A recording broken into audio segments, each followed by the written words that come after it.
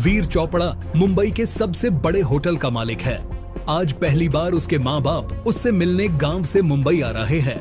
उन्होंने जानबूझकर गांव के भिखारियों जैसे कपड़े पहन लिए, ये जानने के लिए कि होटल में उन्हें सम्मान दिया जाएगा या फिर धक्के मारकर बाहर निकाल दिया जाएगा। और होटल पहुंचकर उनके साथ जो हुआ उसे देखकर सभी लोग दंग रह गए। और उसके बाद वीर ने जो किया पूरा मुंबई हिल गया। तो आइए वीडियो को शुरू करते हैं। लेकिन वीडियो शुरू करने से पहले अगर आप लोग हमारे चैनल पर नए हैं तो वीडियो को एक लाइक करके चैनल को जरूर सब्सक्राइब करें। हम ऐसी ही रोमांच और ज्ञान से भरी वीडियो लाते रहते हैं और हमें कमेंट करके जरूर बताएं आप हमारी यह वीडियो कहां से देख रहे हो। तो चलिए वीडियो को शुरू करते हैं। सरला रसोई से गुड़ वाली चाय का गिलास लेकर आई और रामपाल के पास बैठ गई। सुनो जी, आज होटल की सालगिरह है। वीर ने कहा था कि आज का दिन उसके लिए बहुत बड़ा है। रामपाल ने चाय का घूंट भरा और उनकी आंखों में एक चमक आ गई। हाँ, हमारा वीर, देख लेना सरला, एक दिन पूरी दुनिया उसका नाम जानेगी। मिट्टी से उठकर उसने मुंबई जैसे शहर में अपनी सल्तनत खड़ी कर दी। सब तुम्हारी दी हुई हिम्मत और हमारे दिए संस्कारों का फल है। वीर चोपड़ा उनका इकलौता बेटा था, एक ऐसा बेटा जिसके लिए उन्होंने अपनी हर जरूरत को ताक पर रख दिया था। रामपाल ने गांव में छोटी सी किसानी करके और सरला ने लोगों के घरों में सिलाई कढ़ाई करके वीर को पढ़ाया लिखाया। उन्हें आज भी वो दिन याद था जब वीर ने पहली बार मुंबई जाने की बात की थी। उनकी आंखों में बड़े सपने थे और उन सपनों को पूरा करने का जुनून भी। रामपाल ने अपनी जमीन का एक छोटा सा टुकड़ा बेचकर उसे पैसे दिए थे और सरला ने अपनी शादी के आखिरी बचे हुए गहने भी उसके हाथ में रख दिए थे। पिछले 10 सालों में वीर ने अपनी मेहनत और लगन से मुंबई में वो मुकाम हासिल कर लिया था जिसका सपना देखना भी हरिपुर के किसी लड़के के लिए नामुमकिन था।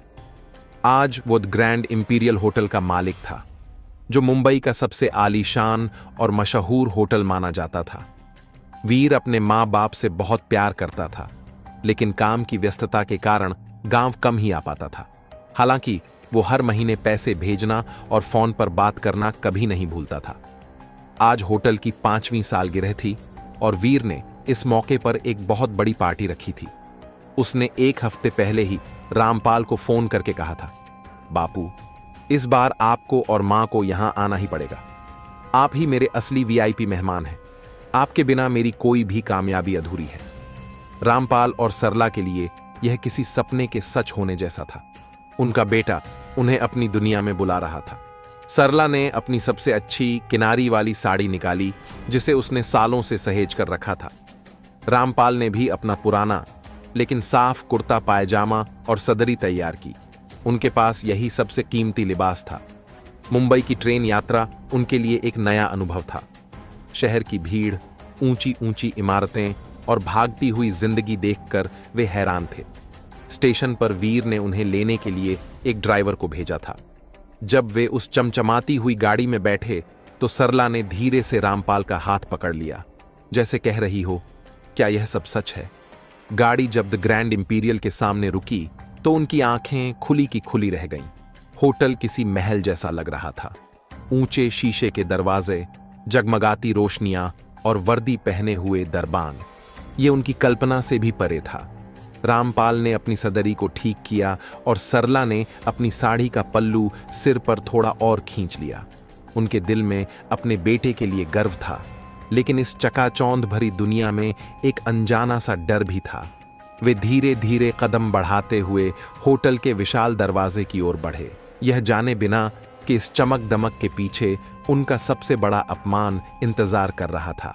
गेट पर खड़े लंबे चौड़े गार्ड ने उन्हें ऊपर से नीचे तक घूरा। उनके मैले गांव वाले कपड़े, पैरों में साधारण सी चप्पलें और चेहरे पर देहात की सरलता देखकर उसकी आंखों में तिरस्कार का भाव साफ झलक रहा था। रुको, कहां घुसे जा रहे हो? यह कोई धर्मशाला नहीं है।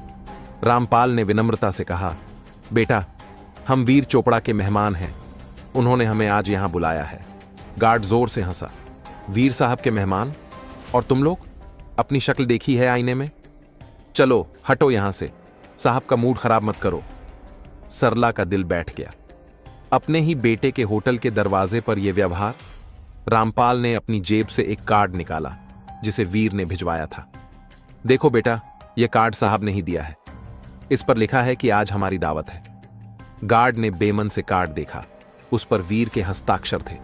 वह कुछ बोल नहीं पाया, लेकिन उसका अहंकार कम नहीं हुआ। ठीक है, ठीक है, ज्यादा सिर पर मत चढ़ो। साहब ने बुलाया है तो एहसान नहीं किया। जाओ अंदर, लेकिन एक कोने में पड़े रहना। किसी को परेशान मत करना। उसने उन्हें ऐसे अंदर जाने का इशारा किया जैसे किसी जानवर को खदेड़ रहा हो। अपमान का पहला घूंट पीकर रामपाल और सरला अंदर दाखिल हुए। अंदर का नजारा किसी जन्नत से कम नहीं था। दीवारों पर महंगी पेंटिंग्स, छत से लटकते विशाल झूमर और मखमल की कुर्सियां, सब कुछ इतना शानदार था कि वे बस देखते ही रह गए। उन्हें विश्वास नहीं हो रहा था कि उनका बेटा इतने बड़े साम्राज्य का मालिक है। वे एक दूसरे को देखकर मुस्कुराए, गार्ड के बुरे बर्ताव को भुलाने की कोशिश करते हुए। वे अपने वीर को ढूंढ रहे थे, लेकिन पार्टी की भीड़ में उन्हें कोई जाना पहचाना चेहरा नजर नहीं आ रहा था। वे बस एक कोने में खड़े होकर अपने बेटे का इंतजार करने लगे, जिसकी दुनिया उसकी जड़ों से कितनी अलग हो चुकी थी। होटल का मुख्य हॉल मेहमानों से खचाखच भरा हुआ था। शहर के बड़े बड़े उद्योगपति, फिल्मी सितारे और राजनेता अपनी महंगी पोशाकों में सजे धजे जाम टकराते हुए बातें कर रहे थे। हवा में महंगे इत्र और स्वादिष्ट व्यंजनों की खुशबू घुली हुई थी। इस भव्यता और कोलाहल के बीच रामपाल और सरला एक कोने में सहमे हुए खड़े थे। उनकी साधारण वेशभूषा और झिझक उन्हें उस भीड़ में बिल्कुल अलग बना रही थी। हर कोई उन्हें ऐसे देख रहा था जैसे वे किसी और ग्रह से आए हों। सरला ने रामपाल का हाथ कसकर पकड़ लिया। सुनिए जी, वीर कहीं दिख नहीं रहा। हम कहां बैठे? रामपाल भी थोड़ा असहज महसूस कर रहे थे। उनकी सांस भी अब उखड़ने लगी थी। उन्होंने अपनी जेब से इन्हेलर निकालकर एक पफ लिया। यहीं खड़े रहते हैं सरला, वीर आता ही होगा, शायद काम में व्यस्त होगा। तभी एक वेट्रेस, जिसने तंग काली स्कर्ट और सफेद शर्ट पहन रखी थी, उनके पास आई। उसकी आंखों में वही तिरस्कार था जो उन्होंने गेट पर गार्ड की आंखों में देखा था। उसने अपनी नाक सिकोड़ते हुए कहा, माताजी, आप यहां क्या कर रही हैं? यह कोई भीख मांगने की जगह नहीं है। यह एक 5 स्टार होटल है। उसकी आवाज इतनी ऊंची थी कि आसपास खड़े कुछ मेहमानों ने सुन लिया और वे दबी हंसी हंसने लगे। एक अमीर महिला ने अपनी सहेली के कान में फुसफुसाया, देखो तो, वीर चोपड़ा की पार्टी में ये भिखारी कहां से आ गए। ये शब्द सरला और रामपाल के कानों में पिघले हुए शीशे की तरह उतर गए। उनकी आंखों में पानी भर आया। सरला ने हिम्मत करके कहा, बेटी, हम वीर के मां बाप हैं। उसने हमें बुलाया है। वेट्रेस ने ऐसे अभिनय किया जैसे उसे बहुत बड़ा सदमा लगा हो। क्या? वीर सर के मां बाप? मजाक मत करो अम्मा। वीर सर के मां बाप गांव में रहते हैं, लेकिन वो ऐसे फटेहाल नहीं हो सकते। उसने फटेहाल शब्द पर इतना जोर दिया कि सरला का कलेजा कट गया। अब तक वहां थोड़ी भीड़ जमा हो गई थी। सब लोग तमाशा देख रहे थे। वेट्रेस को लगा कि उसे मैनेजर को खुश करने का अच्छा मौका मिला है। उसने उनका हाथ पकड़कर खींचते हुए कहा, चलिए यहां से हटिए। आप लोगों की वजह से होटल का नाम खराब हो रहा है। मैं आपको एक जगह बैठा देती हूं। वह उन्हें घसीटती हुई हॉल के सबसे पिछले हिस्से में ले गई, जहां सर्विस एरिया के पास एक छोटा सा अंधेरा कमरा था। वहां कुछ टूटी फूटी कुर्सियां और एक पुराना पंखा था जो चल भी नहीं रहा था। उमस और गर्मी से रामपाल की तबीयत और बिगड़ने लगी। वेट्रेस ने उन्हें उस कमरे में धकेलते हुए कहा, यहीं बैठो, मैं तुम्हारे लिए खाना यहीं ले आऊंगी। मुख्य हॉल में मेहमानों के सामने अपनी गरीबी का प्रदर्शन करने की जरूरत नहीं है। यह कहकर उसने रामपाल को उस कमरे में एक कुर्सी पर बैठा दिया और सरला को बाहर एक और टूटे स्टूल पर। सरला की चिंता बढ़ गई। बेटी, मुझे भी इनके पास ही बैठा दो। इनकी तबीयत ठीक नहीं रहती, इन्हें सांस की बीमारी है। मुझे इनका ध्यान रखना पड़ता है। उसे याद आया कि इन्हेलर रामपाल की जेब में था, लेकिन अगर हालत ज्यादा बिगड़ी तो उसे पास रहना जरूरी था। वेट्रेस को यह सुनकर गुस्सा आ गया। देखो बुढ़िया, मेरे पास फालतू समय नहीं है। अगर मैं तुम जैसे अपाहिजों की सेवा करने लगूंगी तो वीर सर के जो वीआईपी गेस्ट आए हैं उन्हें कौन देखेगा? चुपचाप यहां बैठो और हंगामा मत करो। वह जाने के लिए मुड़ी, लेकिन सरला ने लगभग गिड़गिड़ाते हुए कहा, कम से कम पानी तो दे दो बेटी, इनका गला सूख रहा है। उधर हॉल में होटल की मैनेजर मुस्कान अपने दोस्तों के साथ हंस बोल रही थी। मुस्कान बेहद खूबसूरत, आधुनिक और महत्वाकांक्षी लड़की थी। वह वीर की मंगेतर भी थी और खुद को इस होटल की होने वाली मालकिन समझती थी। उसे अपनी खूबसूरती और पद का बहुत घमंड था। उसने दूर से वेट्रेस को उन भिखारियों के साथ उलझते देखा तो अपनी सहेलियों से कहा, पता नहीं कैसे कैसे लोग शहर में आ जाते हैं, इनकी हिम्मत तो देखो, द ग्रैंड इंपीरियल में घुस आए। वेट्रेस मुस्कान के पास पहुंची और चापलूसी भरे लहजे में बोली, मैम, मैंने उन दोनों को पीछे सर्विस एरिया में बैठा दिया है। बहुत जिद्दी थे, कह रहे थे कि वीर सर के माँ बाप हैं। हा हा हा, मुस्कान भी हंसी। अच्छा किया, वीर भी ना कभी कभी ज्यादा ही दरिया दिल हो जाता है, किसी को भी बुला लेता है। ध्यान रखना वो लोग मुख्य पार्टी एरिया में न आने पाए। पीछे उस अंधेरे कमरे में रामपाल की खांसी बढ़ती जा रही थी। उनका चेहरा पसीने से भीग गया था। सरला छटपटा रही थी। वह कमरे से बाहर निकली और फिर से उस वेट्रेस को आवाज लगाई, बेटी सुनो तो, इनकी हालत बिगड़ रही है। इस बार वेट्रेस सचमुच आग बबूला हो गई। चिल्ला क्यों रही है? तुझे एक बार में समझ नहीं आता? अब अगर एक शब्द भी बोली तो गार्ड को बुलाकर बाहर फेंकवा दूंगी। ये सब तमाशा कुछ मेहमान देख रहे थे और अपने मोबाइल पर वीडियो भी बना रहे थे। उन्हें इस ड्रामे में मजा आ रहा था। सरला की आंखों से आंसू बहने लगे। वह बेबस थी। अपने ही बेटे के महल में वह एक कैदी की तरह महसूस कर रही थी, जो अपने बीमार पति के लिए एक गिलास पानी तक नहीं मांग सकती थी। वह मन ही मन भगवान से प्रार्थना कर रही थी कि किसी तरह उसका बेटा वीर वहां आ जाए। लेकिन वीर तो अपने माँ बाप के आने की खुशी में उनके लिए तोहफे खरीदने गया हुआ था, इस बात से अनजान कि उसके सबसे कीमती तोहफे को उसके ही होटल में जलील किया जा रहा था। समय बीतता जा रहा था और रामपाल की हालत बिगड़ती जा रही थी। उनकी हर खांसी के साथ सरला का दिल दहल जाता। वह जानती थी कि अगर उन्हें तुरंत मदद नहीं मिली तो कुछ भी हो सकता है। उसने अपनी सारी हिम्मत जुटाई और एक बार फिर उस कमरे से बाहर निकली। इस बार उसने फैसला कर लिया था कि वह किसी भी हाल में मदद लेकर रहेगी। उसने उसी वेट्रेस को देखा जो अब मुस्कान के पास खड़ी हंस हंस कर बातें कर रही थी। सरला कांपती हुई आवाज में बोली, बेटी भगवान के लिए मदद करो, इन्हें अस्पताल ले जाना पड़ेगा। वेट्रेस उसे देखकर चिढ़ गई, लेकिन इससे पहले कि वह कुछ कहती, मुस्कान खुद उठकर उनके पास आ गई। उसकी आंखों में नफरत और गुस्सा साफ दिख रहा था। क्या समस्या है तुम्हारी? तुम्हें समझ नहीं आता कि यहां पार्टी चल रही है? तुम जैसे लोगों की वजह से मेरे मेहमान परेशान हो रहे हैं।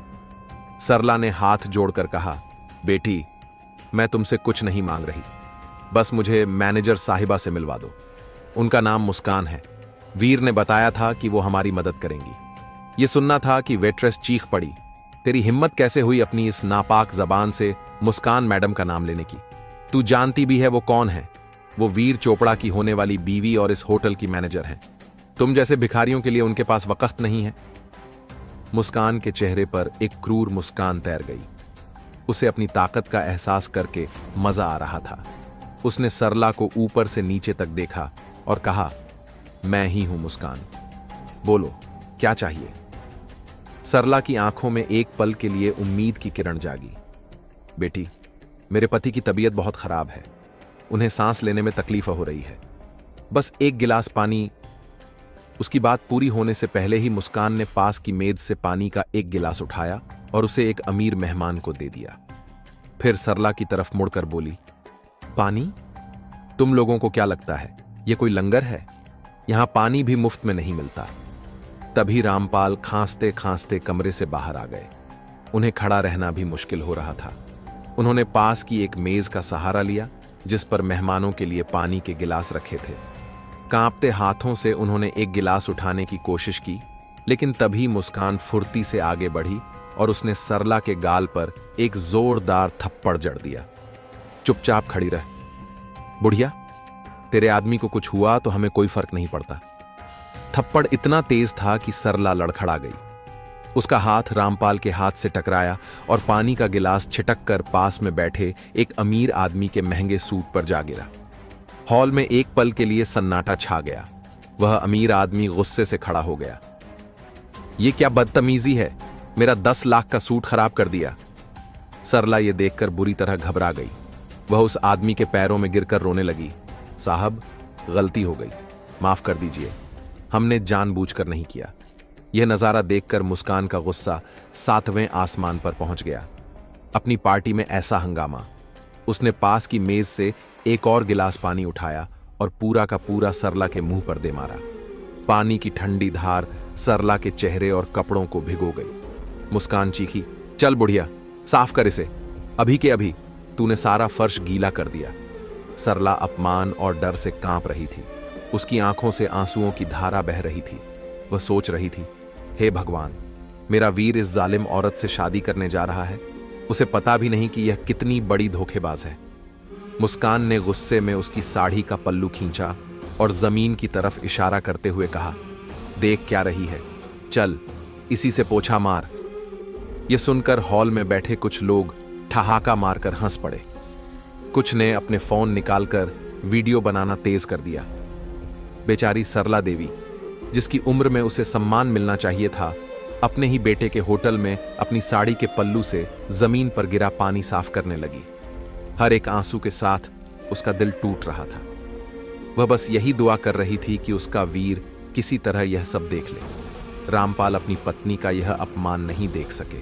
उन्होंने अपनी बची खुची ताकत से चिल्लाने की कोशिश की, बस करो, छोड़ दो उसे। लेकिन उनकी आवाज खांसी में दबकर रह गई और वे वहीं जमीन पर बैठ गए, हांफते हुए।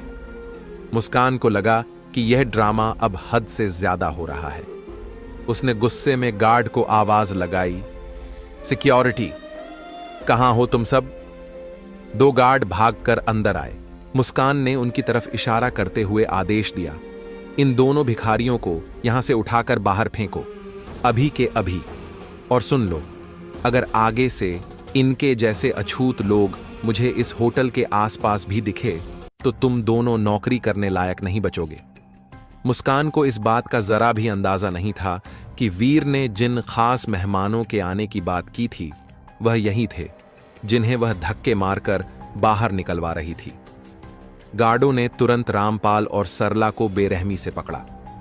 एक गार्ड ने रामपाल को बाहों से उठाया और दूसरा सरला को खींचने लगा।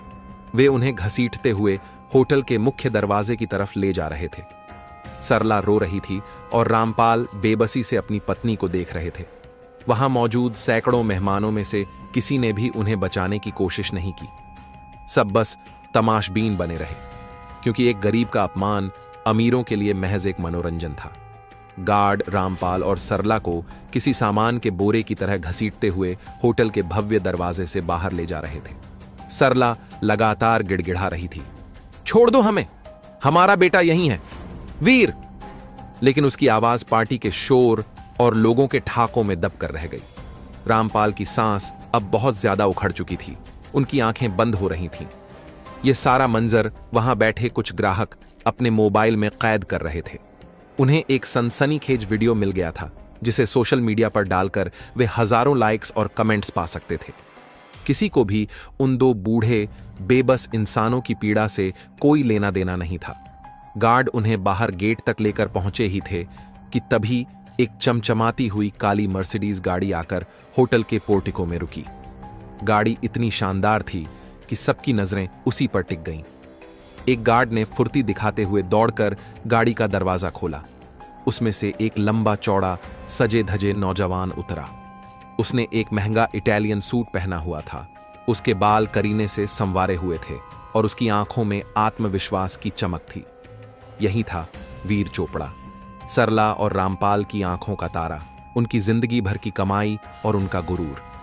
वीर के हाथ में 2 बड़े बड़े गिफ्ट बॉक्स थे। एक में उसने अपनी मां के लिए बनारस से मंगवाई एक बेशकीमती रेशमी साड़ी रखी थी और दूसरे में अपने पिता के लिए एक स्विस घड़ी। वह आज बहुत खुश था। वह अपने मां बाप को पूरी दुनिया के सामने यह दिखाना चाहता था कि उनकी तपस्या बेकार नहीं गई। गाड़ी से उतरते ही उसने देखा कि गेट पर लोगों की भीड़ लगी हुई है और उसके 2 गार्ड 2 बुजुर्गों को धक्के दे रहे हैं। उसे यह देखकर थोड़ा अजीब लगा। उसने पास खड़े गार्ड से पूछा, यह सब क्या हो रहा है? यहां इतनी भीड़ क्यों लगी है? गार्ड ने अपने मालिक को देखकर सलाम ठोका और चापलूसी भरे अंदाज में बोला, कुछ नहीं साहब, 2 भिखारी अंदर घुस आए थे, कह रहे थे कि वीर साहब से मिलना है। पार्टी का माहौल खराब कर रहे थे, इसलिए बस उन्हें बाहर निकाल रहे हैं। भिखारी? वीर चौंका। मुझसे मिलने? कौन भिखारी आया है मुझसे मिलने? जरा मैं भी तो देखूं। यह कहकर वीर भीड़ की तरफ बढ़ा। उसे हल्की सी बेचैनी हो रही थी। जैसे जैसे वह पास पहुंचता गया, उसे एक जानी पहचानी साड़ी का पल्लू दिखा जो जमीन पर घिसट रहा था। फिर उसने एक कमजोर झुकी हुई कमर देखी। उसका दिल जोर से धड़का। जब गार्ड ने उन दोनों को धक्का देकर जमीन पर गिरा दिया, तब वीर ने उनका चेहरा देखा। एक पल के लिए वीर को लगा जैसे उसके पैरों के नीचे से जमीन खिसक गई हो। दुनिया घूमती हुई सी महसूस हुई। वो उसके माँ बाप थे। उसकी माँ सरला जमीन पर पड़ी रो रही थी और उसके पिता रामपाल बेसुध से पड़े हाँफ रहे थे। माँ, बापू! एक दर्दनाक चीख वीर के गले से निकली। वह दौड़कर गया और अपनी माँ को जमीन से उठाया। उसने उन्हें अपने सीने से लगा लिया और बच्चों की तरह फूट फूट कर रोने लगा। माँ, ये सब क्या है? तुम यहां इस हालत में? ये नजारा देखकर वहां मौजूद सभी लोग हैरान रह गए। गार्डों के तो होश ही उड़ गए। उनके हाथ पैर कांपने लगे। भीड़ में कानाफूसी शुरू हो गई। अरे, ये तो वीर साहब के माँ बाप हैं। हे भगवान, बेटे के ही होटल से अपने माँ बाप को धक्के देकर निकलवाया जा रहा है। हाय रे किस्मत, जिस बेटे के लिए सब कुछ लुटा दिया, आज उसी की दुनिया में इतनी बेइज्जती। ये शब्द वीर के कानों में झर की तरह घुल रहे थे। उसने अपनी माँ के आंसू पोंछे और नरमी से पूछा, माँ, ये लोग क्या कह रहे हैं? क्या यह सच है? मुझे सच सच बताओ, तुम्हारे साथ यहां क्या हुआ है? सरला देवी के सब्र का बांध अब टूट चुका था। इतने घंटों का अपमान, दर्द और बेबसी अब आंसुओं के सैलाब में बह निकली। उसने रोते बिलखते हुए सारी बात बताई। कैसे गार्ड ने उन्हें रोका, कैसे वेट्रेस ने उन्हें भिखारी कहा, कैसे उन्हें एक गंदे कमरे में बैठाया गया और कैसे मुस्कान ने उसे थप्पड़ मारा और जमीन पर पोछा लगवाया। एक एक शब्द वीर के दिल में शूल की तरह चुभ रहा था। जब उसने सुना कि मुस्कान ने उसकी मां पर हाथ उठाया, तो उसकी आंखों में नरमी की जगह गुस्से की ज्वालामुखी फूट पड़ी। उसकी मुट्ठियां भींच गईं, चेहरा लाल हो गया और नसों में खून खौलने लगा। उसने अपने पिता को देखा जो मुश्किल से सांस ले पा रहे थे। उसने तुरंत एक गार्ड को चिल्लाकर कहा, गाड़ी निकालो और डॉक्टर को फोन करो, अभी। फिर उसने दूसरे गार्ड को पकड़ा। किसके कहने पर तुमने मेरे मां बाप को हाथ लगाया? गार्ड डर के मारे कांप रहा था। साहब, मुस्कान मैडम ने, उन्होंने ही ऑर्डर दिया था।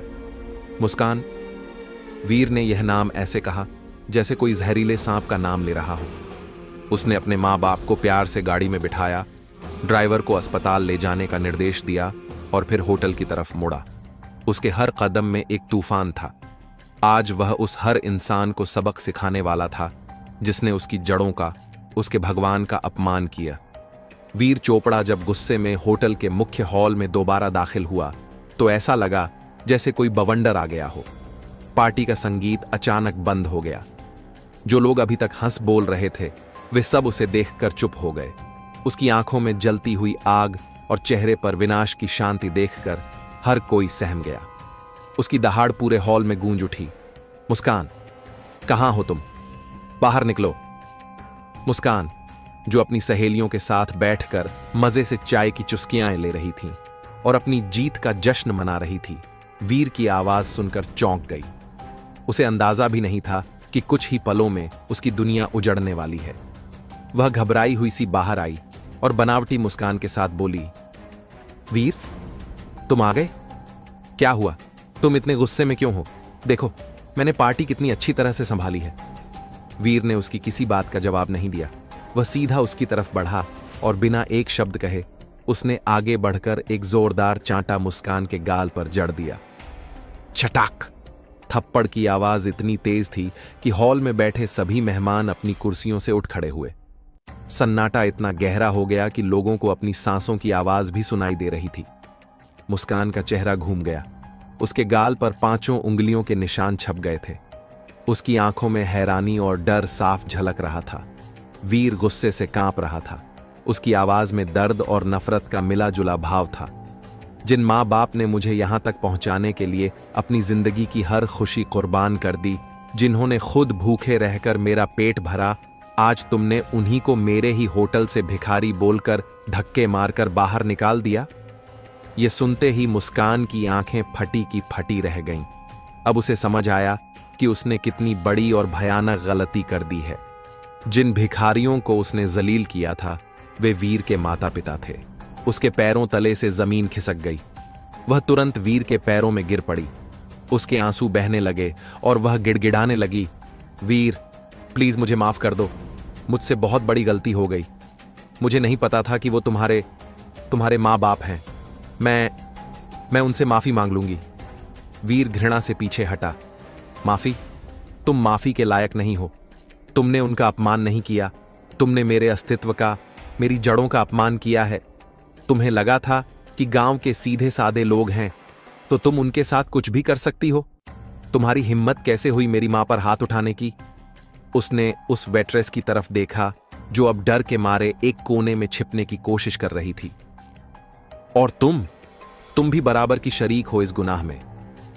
फिर वीर ने वहां मौजूद मेहमानों पर एक नजर डाली। और आप सब लोग तमाशा देख रहे थे, वीडियो बना रहे थे। आप में से किसी एक की भी इंसानियत नहीं जागी कि दो बुजुर्गों के साथ हो रहे अन्याय को रोक सके। शर्म आनी चाहिए आप सबको। यह पार्टी अब खत्म होती है। वीर ने अपने सिक्योरिटी हेड को बुलाया। इस औरत, मुस्कान को और इस वेट्रेस को अभी के अभी इस होटल से बाहर निकालो, इनके सारे सामान के साथ। आज के बाद ये दोनों इस होटल के 100 मीटर के दायरे में भी नजर नहीं आने चाहिए। मुस्कान रोती रही, बड़बड़ाती रही, वीर ऐसा मत करो, हम शादी करने वाले थे, मैं तुमसे प्यार करती हूं। वीर हंसा, एक दर्द भरी हंसी। प्यार? जो इंसान मेरे मां बाप की इज्जत नहीं कर सकता वो मुझसे प्यार क्या करेगा? तुमने आज अपना असली चेहरा दिखा दिया, अब दफा हो जाओ यहां से। गार्ड मुस्कान और उस वेट्रेस को घसीटते हुए बाहर ले गए, ठीक उसी तरह जैसे कुछ देर पहले उन्होंने सरला और रामपाल को निकाला था। सब कुछ शांत होने के बाद वीर ने माइक उठाया। उसकी आवाज में अब गुस्सा नहीं बल्कि एक गहरा दर्द था। आज मेरे होटल की सालगिरह थी। मैं अपने सबसे खास मेहमानों को आप सबसे मिलवाना चाहता था। मेरे वो खास मेहमान मेरे माँ और बाप हैं जिन्होंने मुझे इस काबिल बनाया। लेकिन आज मेरे ही घर में उनका जो अपमान हुआ है उसके लिए मैं आप सबसे नहीं बल्कि खुद से शर्मिंदा हूं। उसने अपने मैनेजर को बुलाया और निर्देश दिया कि जिन जिन लोगों ने उस घटना का वीडियो बनाया है उनसे वो वीडियो लेकर डिलीट करवाए जाए और उन्हें चेतावनी दी जाए। कुछ ही देर में वीर के पास अस्पताल से फोन आया कि रामपाल की हालत अब स्थिर है। यह सुनकर उसकी जान में जान आई। उसने पार्टी को वहीं खत्म किया और सीधा अस्पताल के लिए निकल गया। जब वह अस्पताल के कमरे में पहुंचा तो उसने देखा कि सरला अपने पति का हाथ पकड़कर उनके सिरहाने बैठी थी। वीर को देखकर उसकी आंखों में फिर से आंसू आ गए, लेकिन इस बार ये गर्व के आंसू थे। वीर सीधा जाकर अपने पिता के पैरों के पास जमीन पर बैठ गया और उनका हाथ अपने हाथ में ले लिया। बापू, मुझे माफ कर देना। मेरा सब कुछ होने के बाद भी मैं आपको और मां को इज्जत नहीं दिला सका। रामपाल ने कमजोर हाथों से उसके सिर पर हाथ फेरा और धीमी आवाज में कहा, गलती तेरी नहीं है बेटा, तूने जो किया वही एक सच्चे बेटे का धर्म है।